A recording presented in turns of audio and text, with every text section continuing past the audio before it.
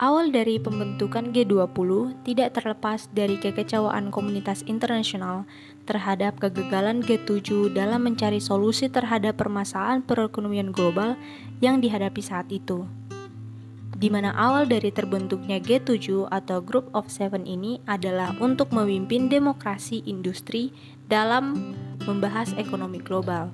G20 sendiri adalah kelompok anggota dari Group of 20 yang terdiri dari 19 negara, yang terdiri dari Amerika Serikat, Argentina, Brasil, Australia, Kanada, Meksiko, Turki, Indonesia, Korea Selatan, Jepang, Cina, Jerman, Inggris, India, Arab Saudi, Afrika Selatan, Italia, Prancis, Rusia, dan Uni Eropa, serta perwakilan dari International Monetary Fund dan World Bank. G20 ini merupakan forum ekonomi utama dunia yang bersifat multilateral dan berfokus pada isu keuangan dan non-keuangan.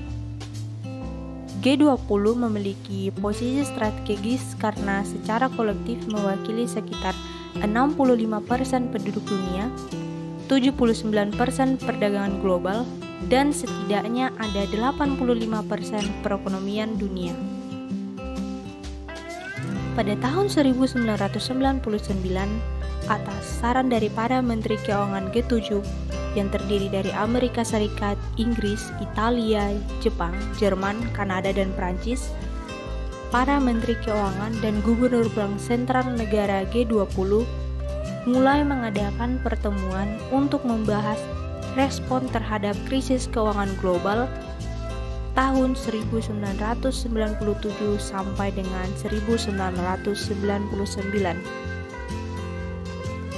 Sejak saat itu, pertemuan tingkat menteri keuangan dilaksanakan secara rutin pada musim gugur dan guna untuk mempersiapkan KTT atau konferensi tingkat tinggi, maka setiap tahunnya para menteri keuangan dan gubernur bank sentral G20 melakukan pertemuan beberapa kali dalam setahun.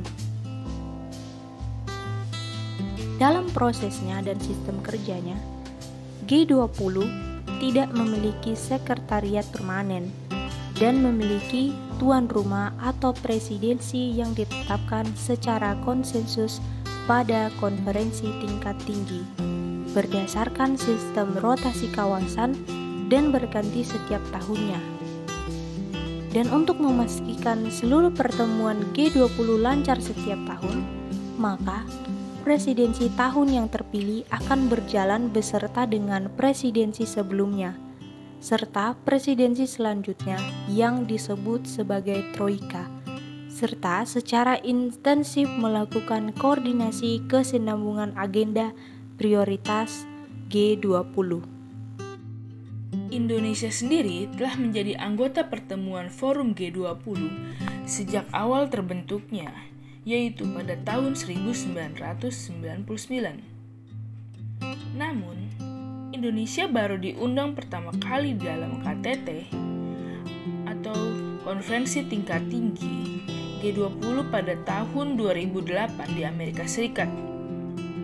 Dan pada saat itu, Presiden Amerika Serikat, George Walker Bush, melakukan koordinasi respon global terhadap dampak krisis keuangan yang saat itu tengah terjadi di Amerika Serikat.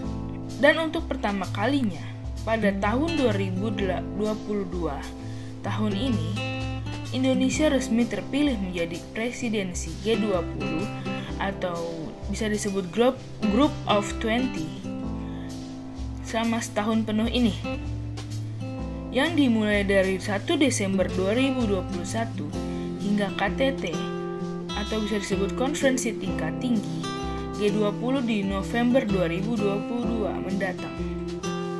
Setelah terima presidensi dari Italia atau selaku presidensi G20 2021 pada Indonesia sudah dilakukan secara langsung pada tanggal 31 Oktober 2021 di Roma, Italia.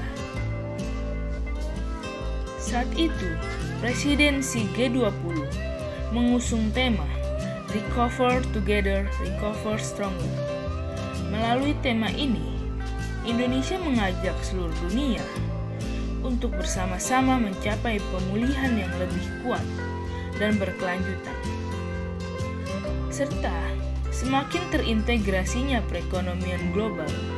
Keberhasilan penanganan pandemi dan pemulihan ekonomi di suatu negara tidak akan dapat bertahan lama apabila tidak diikuti oleh keberhasilan yang sama di negara-negara lain.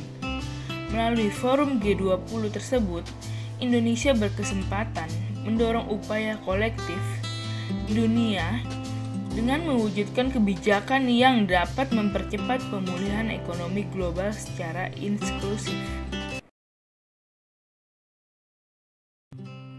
Jika dilihat berdasarkan dari perspektif liberalisme, maka presidensi Indonesia G20 tahun 2022 ini merupakan suatu bentuk pencapaian dari kesadaran manusia dalam hal melihat persaingan global. Hal ini juga menunjukkan bahwa pemerintah Indonesia sangat amat menyadari hal tersebut, sehingga Indonesia sangat membutuhkan kekuatan dan juga dukungan dari negara lain untuk bisa mewujudkan atau mencapai kedamaian manusia, terutama melalui perekonomian dan keamanan manusia. Pandangan liberalisme ini berkembang pada abad ke-17 bersamaan dengan runtuhnya feodalisme dan bangkitnya sistem kapitalisme di Eropa Barat. Dan juga dari tokoh yang terdapat dalam pemikiran liberalisme ini adalah John Locke, Montesquieu, dan Adam Smith. Sementara perspektif kaum liberalisme yaitu bahwa adanya kecenderungan terjadinya konflik dalam hubungan antar manusia. Tetapi kaum liberal lebih berfokus kepada kapasitas manusia untuk bekerja sama dalam pencapaian perdamaian serta adanya hak kebebasan.